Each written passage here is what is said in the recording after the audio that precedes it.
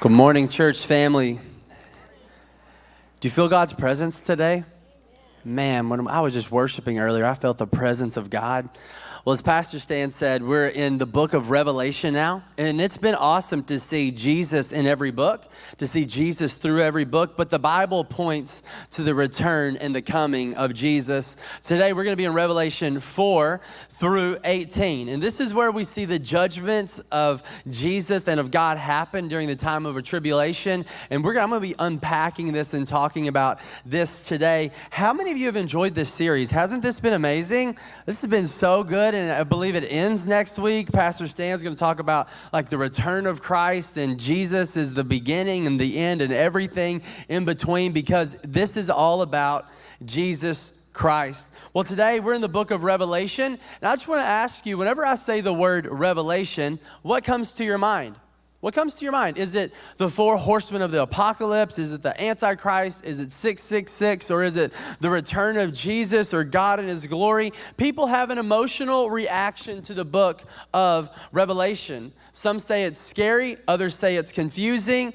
But the truth is Revelation is one of the books people want to hear preached on, but it's one of the books most pastors avoid talking about because it's difficult to wrap your brain around it. And it's perhaps the least understood book in the entire Bible. My aim today is to make this book understandable, to make it palatable, and to make it enjoyable.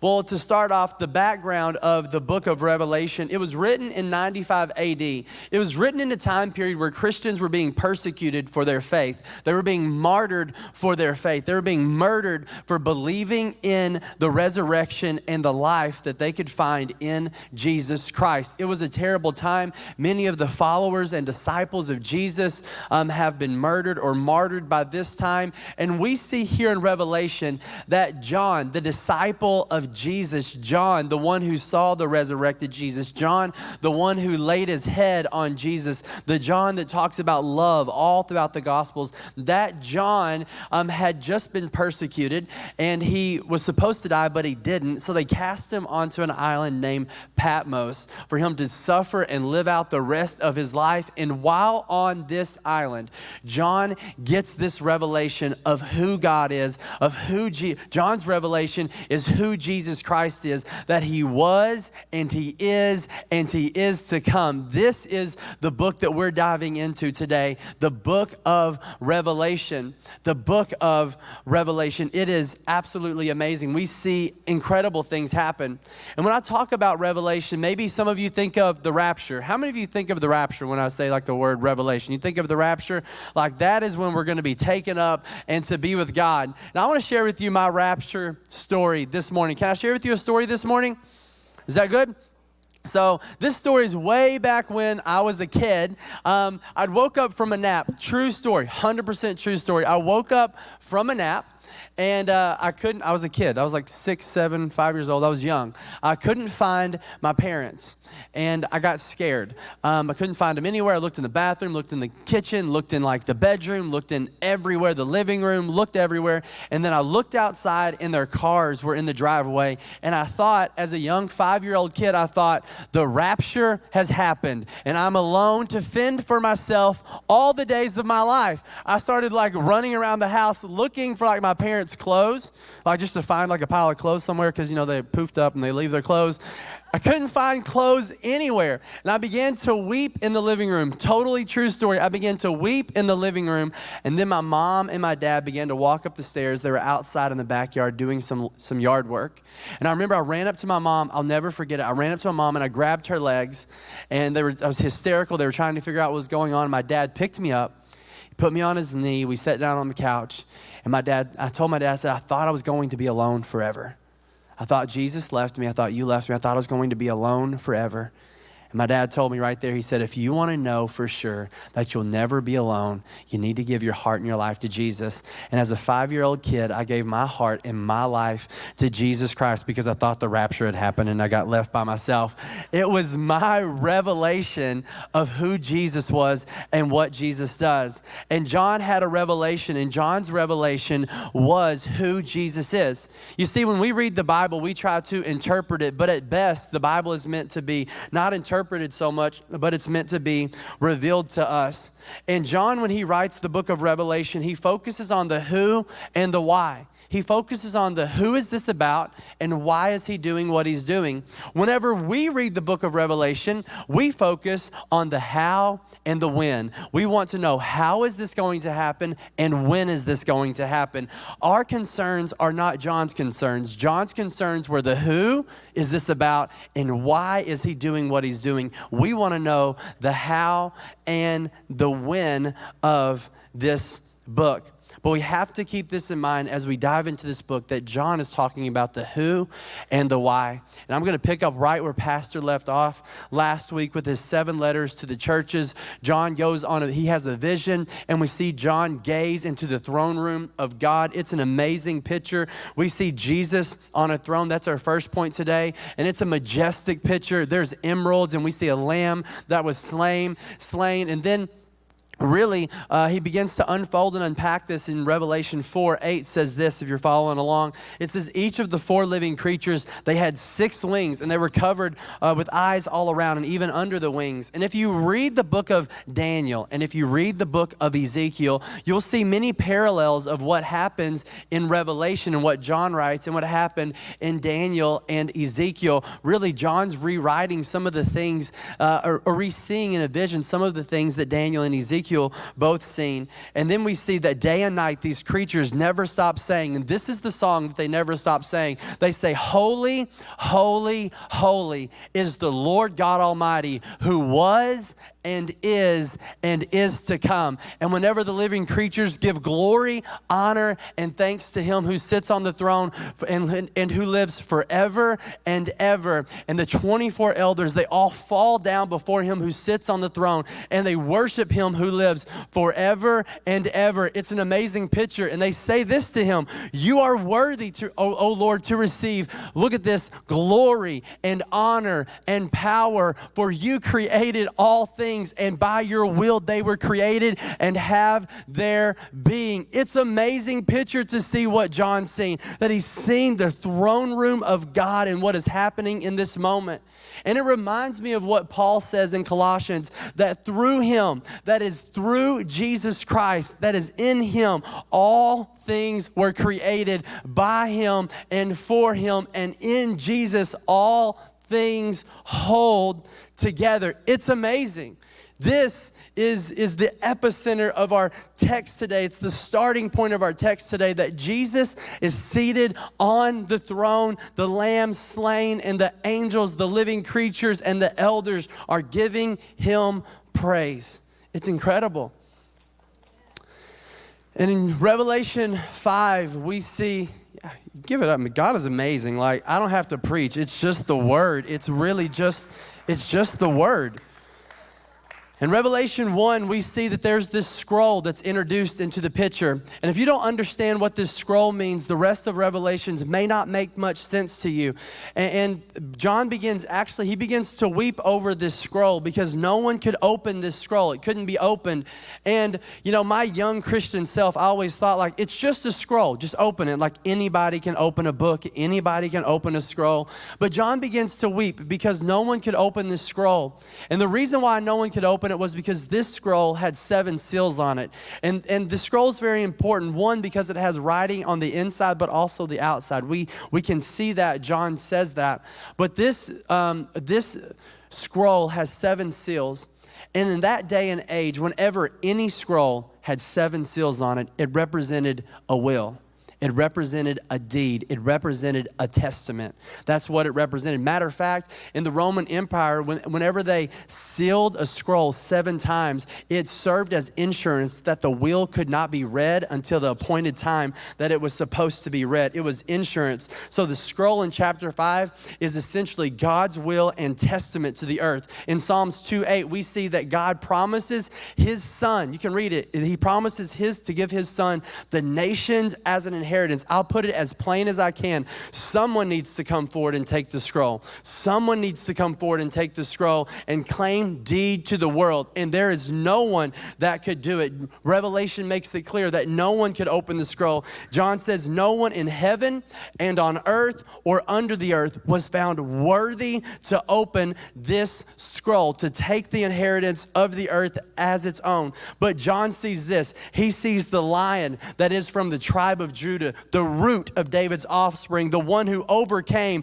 He was the one that could open the scroll and its seals. It's amazing. In verses 6 and 7, we see that the glorified God, full of power and full of wisdom and full of the Spirit, that he steps forward from the midst of the living creatures and the elders and the angels in heaven, and he takes the scroll from God's hands. It's incredible. And then this is a monumental moment, man, that John is talking about as Jesus takes the scroll. It's an incredible moment, so much so that an explosion of worship happens in the heavenlies, that an explosion of worship begins to take place, and they begin to say, you alone are worthy to take the scroll and open its seals. Listen, Christ is the only one worthy to own this world, because he was the Lamb that was slain and rose again from the grave to come back and claim what is rightfully his. This is the Jesus that we're talking about. And in Revelation 5,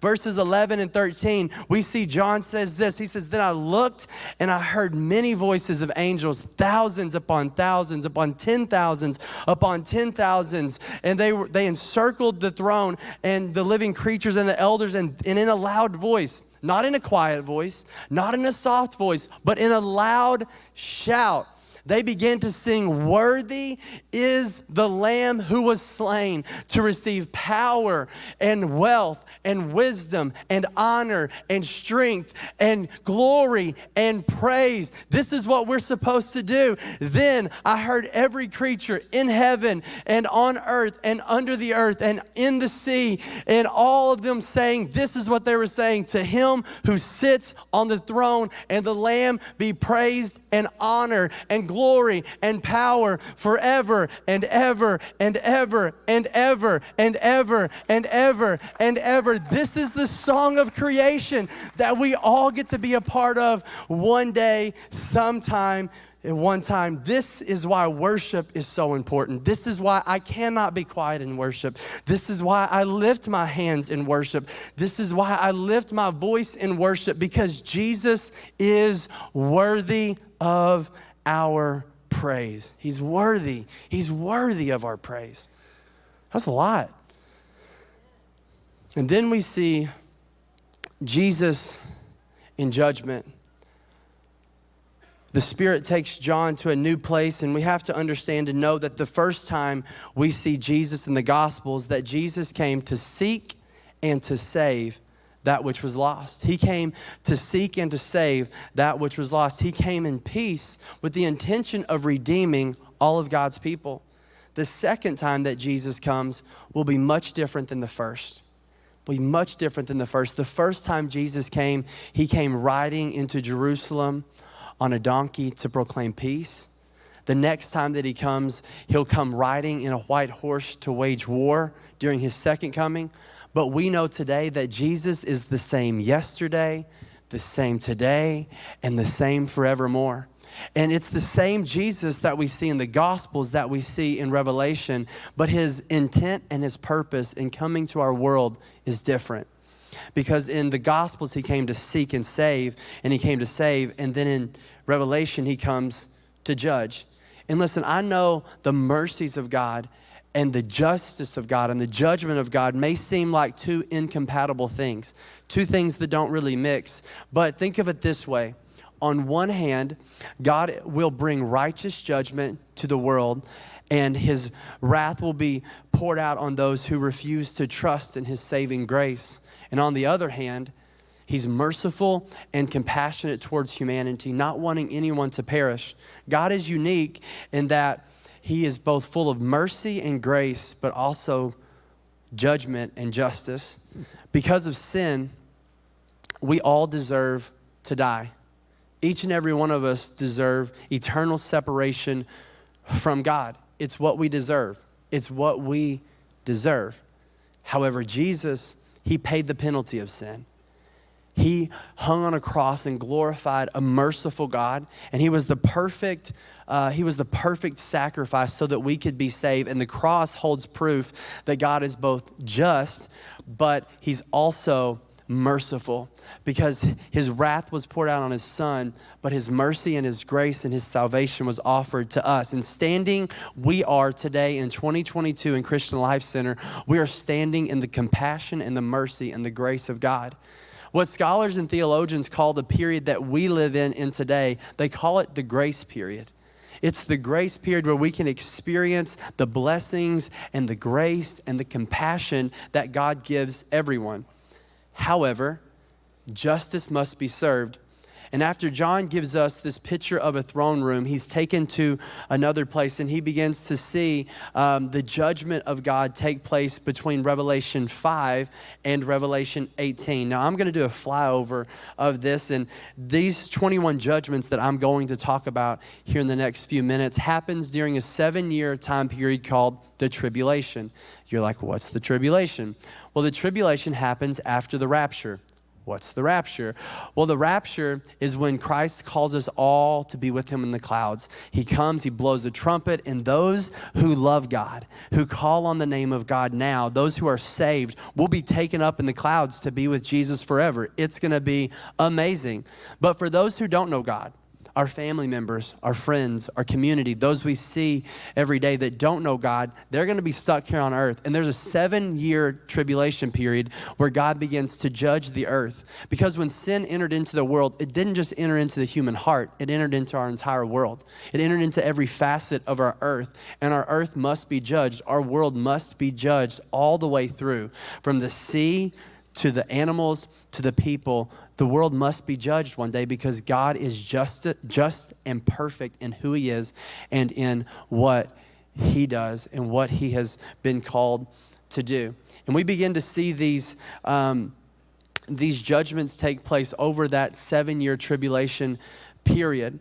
It's called a tribulation, and it's not all horrible. But the last half of the tribulation, it is plagues, it is judgment upon the earth. It's wild. We're going to go through that. But before I do, I just want to read a picture of what John said in his gospel, because he gives us a picture of how God comes to save. And he's repeating what Jesus says. Jesus said, if I go prepare a place for you, that's you and me, I will come again to receive you to myself, that where I am, you may be there also. I don't know about you, but when that trumpet blows, I'm getting out of here. I am getting out of here. And John sees this scroll with the 7 seals on it. He begins to see the one holding the scroll begins to take each seal off of the scroll. And as each seal is taken off, a judgment happens upon the earth. And we see as the first 4 seals are taken off, we see that the 4 horsemen of the apocalypse come and just like terrorize the earth. These horsemen are not nice horses. They are like bad horsemen.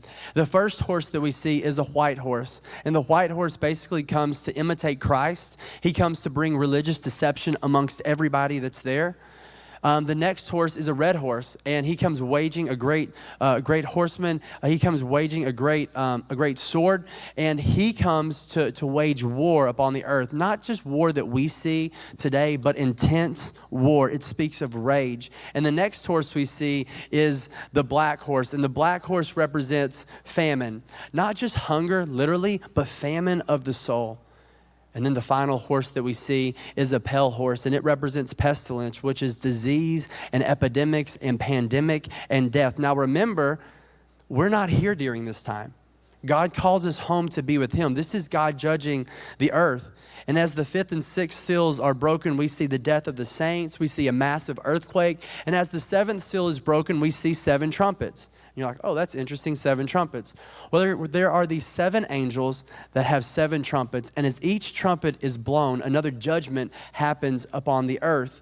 These judgments include fire that destroys plants. We have hailstorms and destruction of sea life, of lakes and rivers, the darkening of the sun, the darkening of the moon. We see locusts that come and torture people. We see a demonic army that raises up and kills 1/3 of all people. And then at the end, there's these 7 angels that now have 7 bowls that is more wrath that God is pouring out upon his people. And it's horrible. It's terrible what's happening to our earth. But remember, we're not here. We're taken up to be with God. This is God's judgment upon the earth because of the sin that is in our world.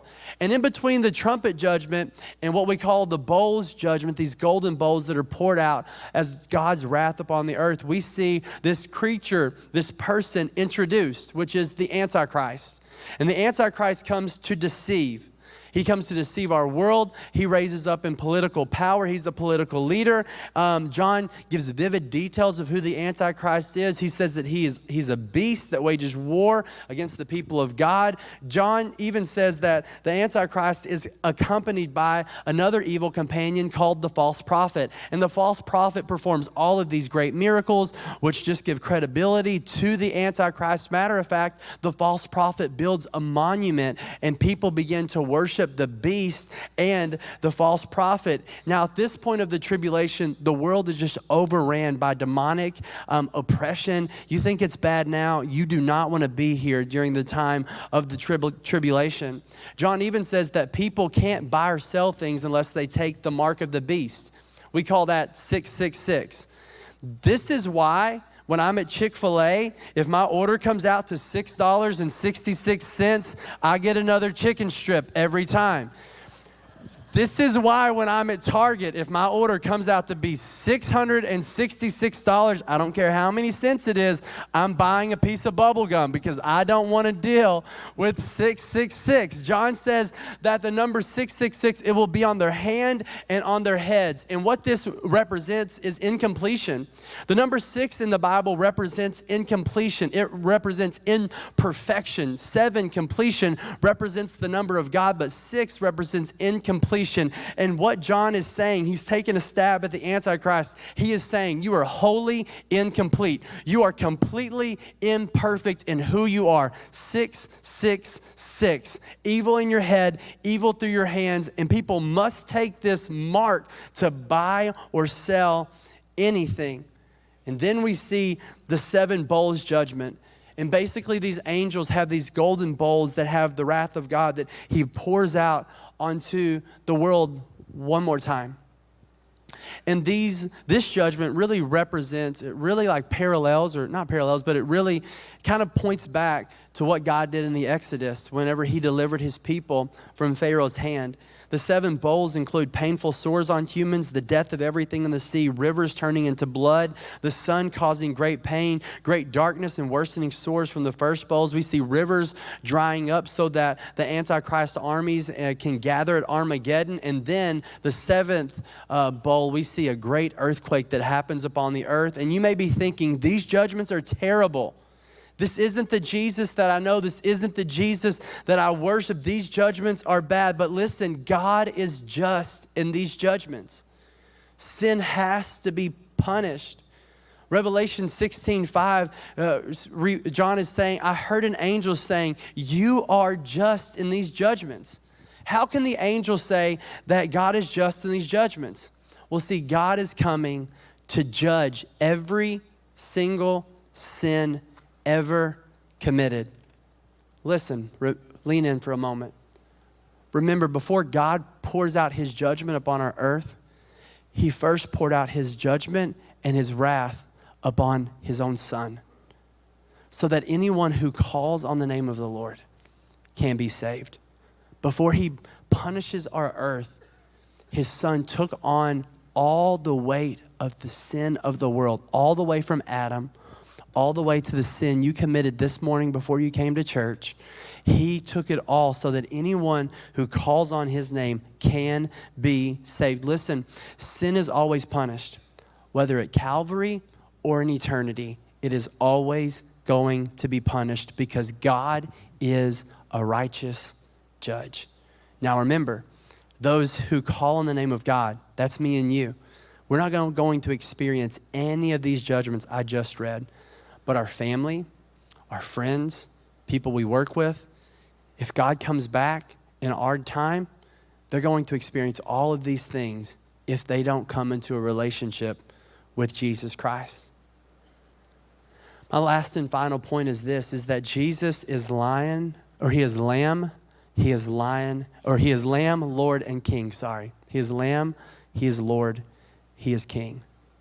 And we see towards the end of the chapters that I've been given to just kind of talk about today, do an overview of, we see at the end of this, we see a great city named Babylon.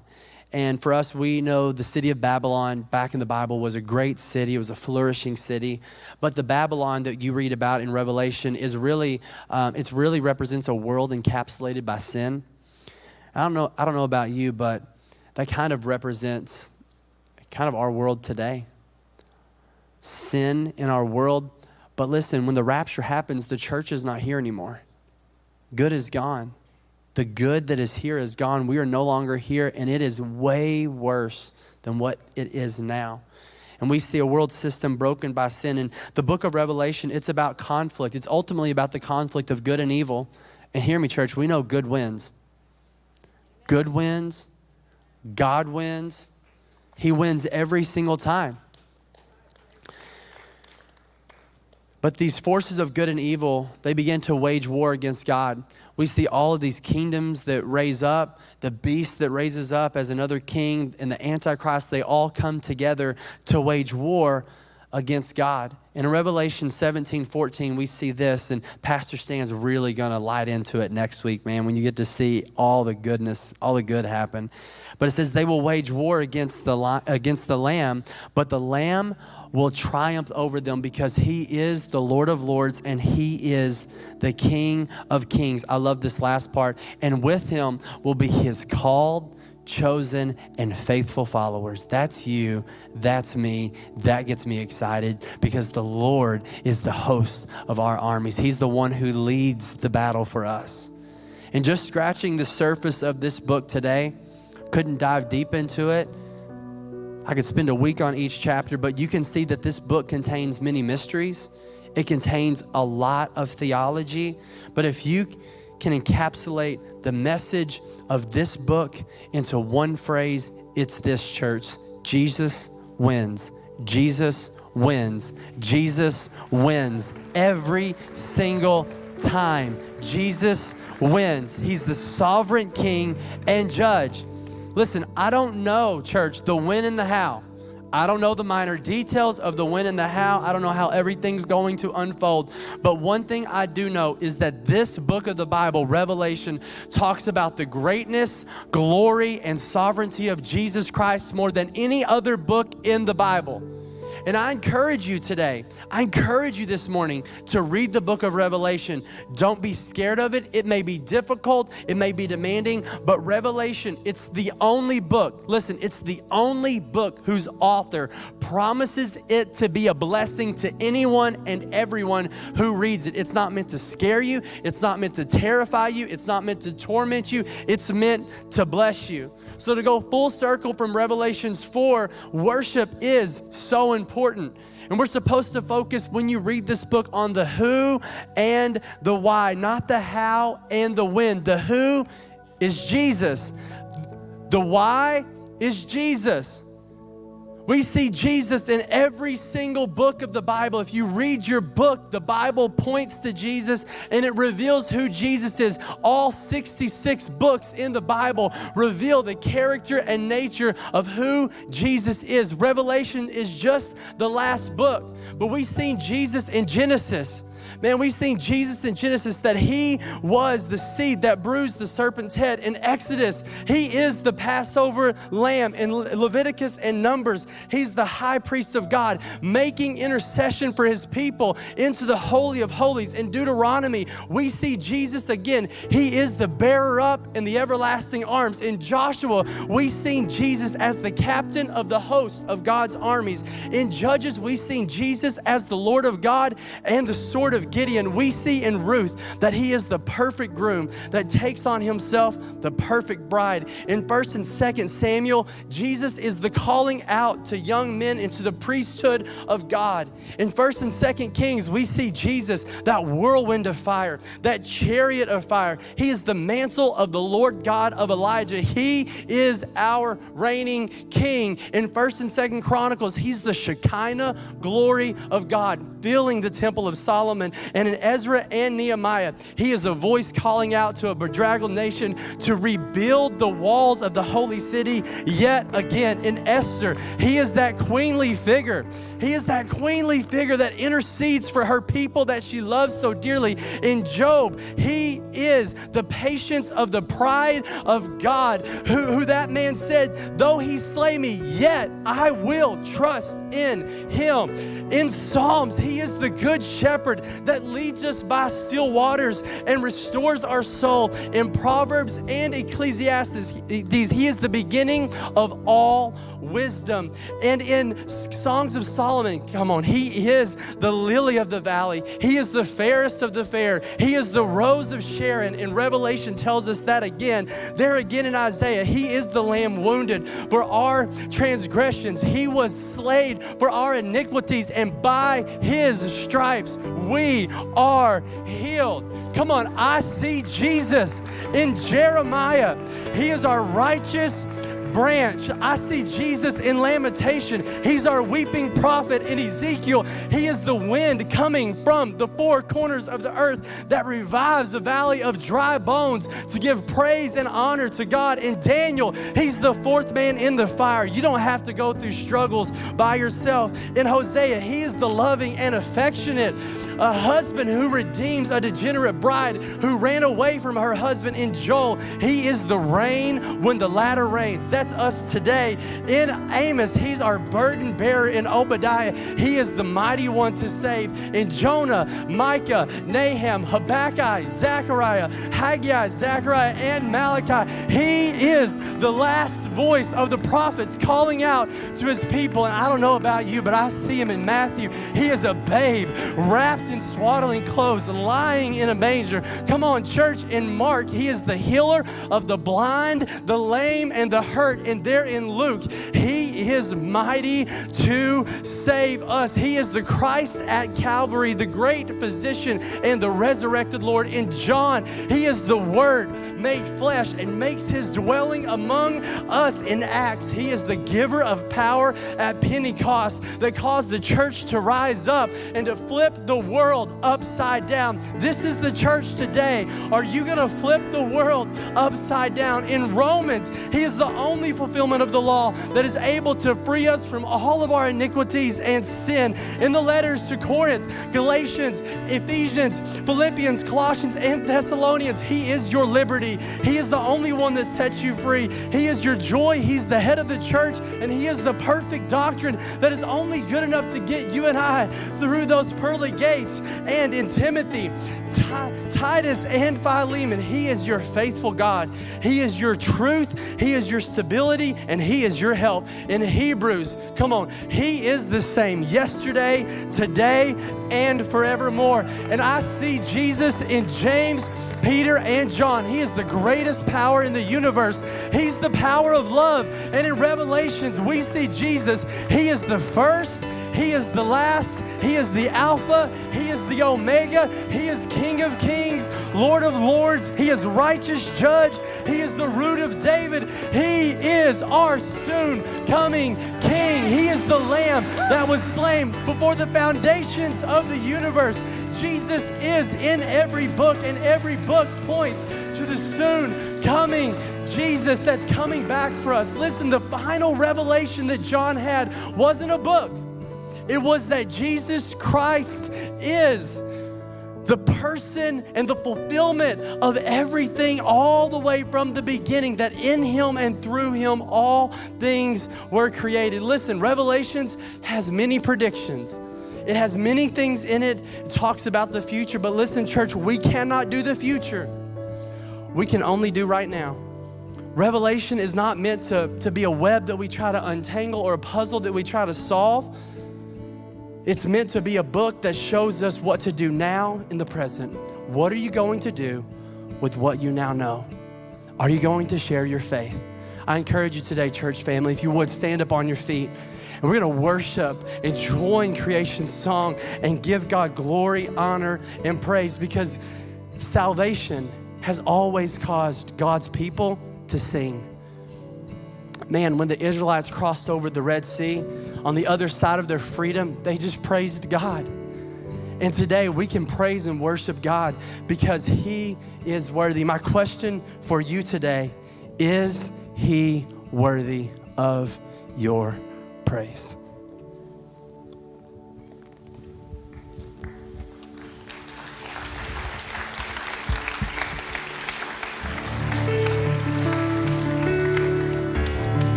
You feel the world is broken. We do. Do you feel the shadows deepen? We do. Do you know that all the dark won't stop the light from getting through? We do. Do you wish that you could see it all made new?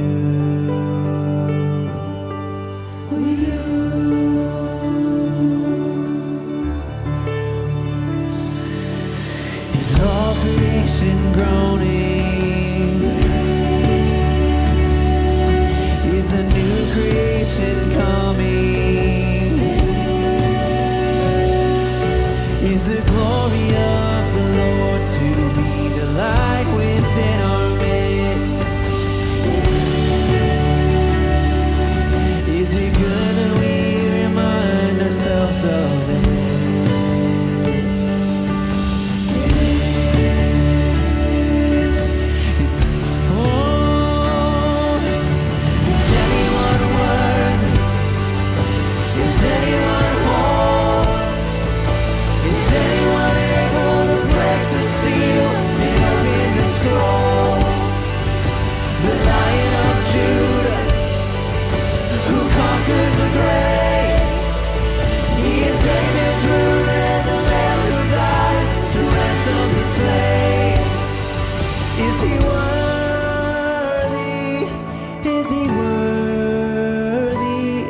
Of all blessing and honor and glory,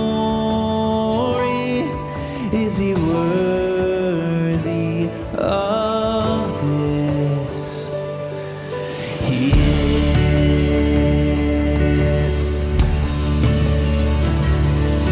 Does the Father truly love us? He does. And does the Spirit move among us? He does.